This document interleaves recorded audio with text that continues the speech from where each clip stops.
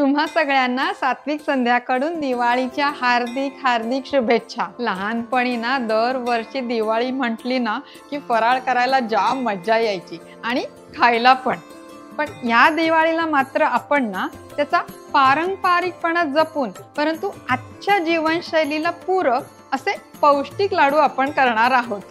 चला तर मी तुम्हाला आधी त्याचं साहित्य दाखवते। राजगिऱ्याचं पीठ, सुकं खोबरं, काजूचे तुकडे, बदाम, खजूर, तूप आणि केशर आणि ही खसखस। आता हे राजगिऱ्याचं पीठ ना आपण चाळून घ्यायचं म्हणजे मग नंतर त्या गुठळ्या फोडत बसायला लागत नाही आपल्याला।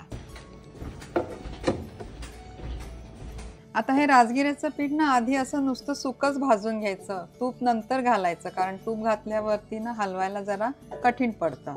मी आता हे 8 मिनिटं मंद आचेवर भाजते। बघा त्याचा रंग कसा बदलायला लागलाय।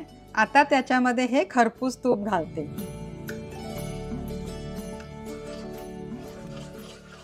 आता एकीकडे मंद आचेवरती भाजतंय। हे बदाम आपण थोड्याशा तुपावरती परतून घेऊयात। पॅन मध्ये तूप घालते। आता हे बदाम झालेत, हे थंड करायला ठेवूयात आणि ह्याच तुपामध्ये हे काजूचे तुकडे घालते। आता काजू पण झाले, ते पण काढून ठेवते थंड व्हायला। ही खसखस आपण अशी सुकी भाजून घेऊयात। मंद आचेवरच भाजायची आहे खसखस पण। हे सुकं खोबरं पॅन मध्ये छान खरपूस भाजून घ्यायचं।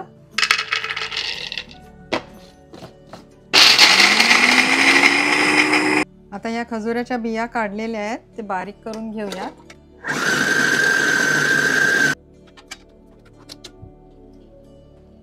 आता ना हे जरा सुकं वाटतंय, त्याच्यामुळे ह्याच्यामध्ये मी थोडं अजून तूप घालते।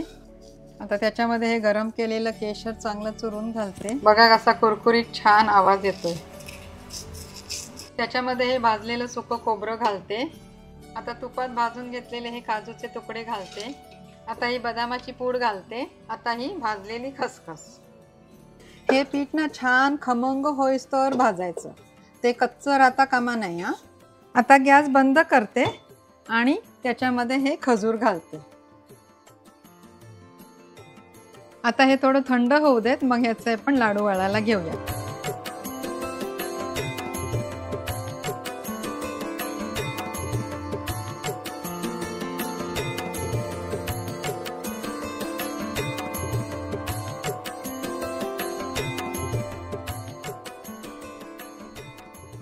काय कसे वाटले हे लाडू? करून बघणार ना नक्की?